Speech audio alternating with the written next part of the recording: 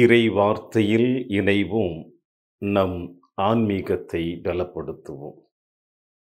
கிறிஸ்துவில் பிரியமான அன்பு சகோதர சகோதரிகளே, திருவருகை காலத்தின் முதல் வாரம் புதன்கிழமை. நம்முடைய ஆன்மீக சிந்தனையாக இன்று நம் ஆண்டவர் இயேசு கிறிஸ்து நம் ஒவ்வொருவரையும் அவருடைய அன்பின் பாதையில் வழிநடக்க அழைப்பு கொடுப்பது மத்தேயு எழுதிய நற்செய்தி 15ஆம் அதிகாரம் இறைவார்த்தை 29 முதல் 37 முடிய. இது திருவருகை காலத்தின் முதல் ஞாயிற்றுக்கிழமை. எதிர்நோக்கு என்ற மெழுகு திரியை ஏற்றி இறைவாக்கினர்கள் எதிர்பார்த்து கொண்டிருந்த மெசியாவை நாமும் எதிர்நோக்குடன் பயணிக்க இந்த வாரத்தில் நம் பயணம் தொடர்ந்து கொண்டிருக்கின்றது.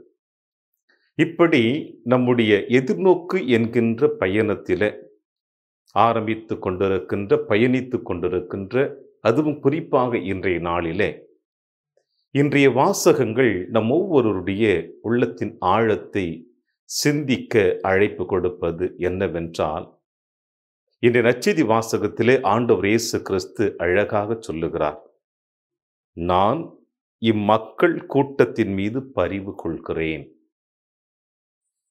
கடவுள் இந்த உலகத்தில் இருக்கின்ற நம் அனைவர் மீதும் பரிவு கொள்கிறார், இரக்கம் கொள்கிறார், அன்பு செய்கிறார், மன்னிக்கின்றார், அனைத்தையும் கொடுக்கவும் தயாராக இருக்கின்றார்.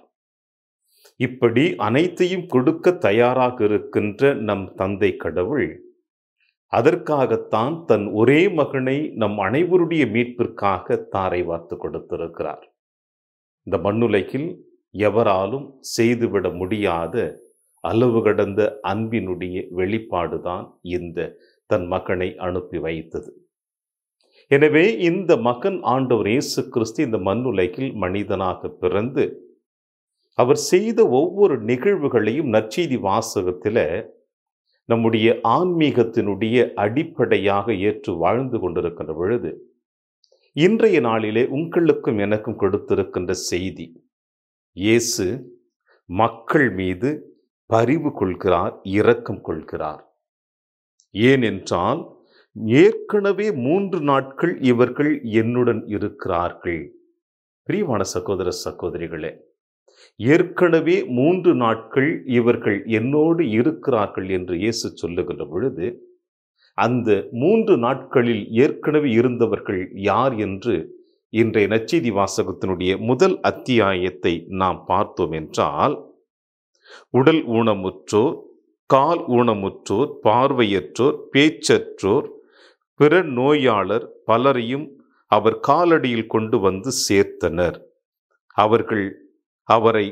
அவர்களை அவர் குணமாக்கினார்.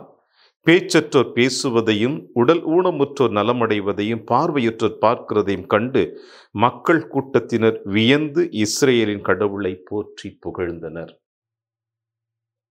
இயேசுவோடு ஏற்கனவே 3 நாட்கள் பயணித்துக் கொண்டிருக்கின்ற மக்களுடைய நிலைமை பாருங்கள். எப்படிப்பட்ட மக்கள் இயேசுவோடு பயணித்துக் கொண்டிருந்தார்கள்? உடல் ஊனமுற்றோர், பார்வையற்றோர், கால் ஊனமுற்றோர், இப்படி உடல் ரீதியாக நோயினால் பாதிக்கப்பட்ட மக்களை இயேசுவின் காலடியில் எடுத்து வந்து கிடத்தி அவர்களுக்கு நோயிலிருந்து விடுதலை பெறுவதற்கு மக்கள் உதவி செய்திருக்கிறார்கள். அப்படிப்பட்டவர்களும் இயேசுவின் மீது நம்பிக்கை வைத்திருக்கிறார்கள். ஆக இப்படிப்பட்ட மக்கள் இயேசுவை நோக்கி பயணித்து கொண்டு வந்திருக்கிறார்கள் என்றால், இயேசு பரிவு கொள்ள மாட்டாரா என்ன? இரக்கம் கொள்ள மாட்டாரா என்ன? ஆக உடல் ரீதியாக, மன ரீதியாக இப்படிப்பட்ட நோயிலிருந்து விடுதலை கொடுத்த மக்களுக்கு இன்னும் ஒரு படி மேலே சென்று 3 நாட்கள் அவர்கள் என்னோடு இருப்பதினால் அவர்கள் உணவு அருந்த வழியில்லாமல் இருக்கிறார்கள், அவர்களுக்கு உணவு கொடுக்க வேண்டும் என்று இயேசு தம் சீடர்களிடம் கேட்கிறார். அவர்கள் இருப்பதை எடுத்து வருகிறார்கள், கொடுக்கிறார்கள். இயேசு அதை அனைவருக்கும் பகிர்ந்து கொடுக்கிறார். பிரியவர் அன்பின் தேவ பிள்ளைகளே, இன்றைய நற்செய்தி வாசகத்திலே மத்தேயு எழுதிய நற்செய்தியில் வாசிக்க கேட்கின்றோம். இந்த நிகழ்வினை மார்க்கு நற்செய்தியாளரும் மத்தேயு நற்செய்தியாளர் மட்டும்தான் பதிவு செய்கிறார்கள். ஆனால் 5000 பேருக்கு உணவளித்த நிகழ்வினை மத்தேயு, மார்க்கு, லூக்கா, யோவான் 4 நற்செய்தியாளர்களுமே பதிவு செய்கிறார்கள். இதில் ஒன்றை மட்டும் நாம் கவனமுடன் கேட்க வேண்டும். என்னவென்றால், இயேசு உணவளிக்கிறார் என்ற செய்தி. இறையியல் வல்லுநர்கள் 2 விதமாக கருத்துக்களை எடுத்து வருகிறார்கள். அது என்னவென்றால், 5000 பேருக்கு உணவு கொடுத்ததும் 4000 பேருக்கு உணவு கொடுத்ததும் இது 2 வகை. ஆனால் ஒரு சில இறையியல் வல்லுநர் சொல்லுகிறார்கள், இந்த 2ம் ஒரே நிகழ்வாகத்தான் இருக்கக்கூடும் என்று சொல்லுகிறார்கள். எது எப்படியோ, இந்த உணவளிக்கின்ற நிகழ்விலிருந்து இயேசு நமக்கு கொடுக்கக்கூடிய செய்தி என்ன? இயேசு என்றாலே நிறைவானவர், நிறைவை கொடுக்கக்கூடியவர், குறையில்லாமல் நம்மை பாதுகாக்கக்கூடியவர் என்றுதான் நாம் சொல்ல முடியும்.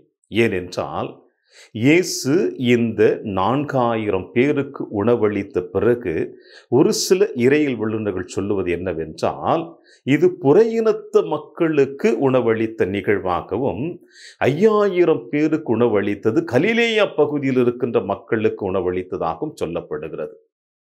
ஆக 5000 பேருக்கு கலிலேயா பகுதியில் உணவளித்த பிறகு அவர் அதன் பிறகு அங்கே உணவளிக்கவில்லை.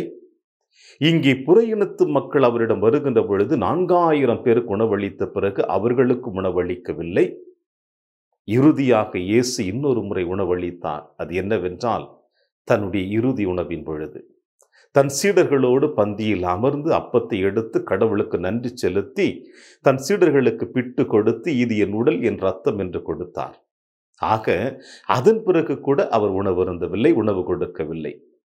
இதை இறையியல் வல்லுநர்கள் எவ்வாறு சொல்லுகிறார்கள் என்றால், இயேசு உணவு கொடுத்த பிறகு அது நிறைவான உணவாக இருந்ததினால்தான் இயேசு நிறைவாக உணவு கொடுக்கிறார் என்பதை இந்த பகுதிகள் நமக்கு தெளிவாக சொல்லுகிறது.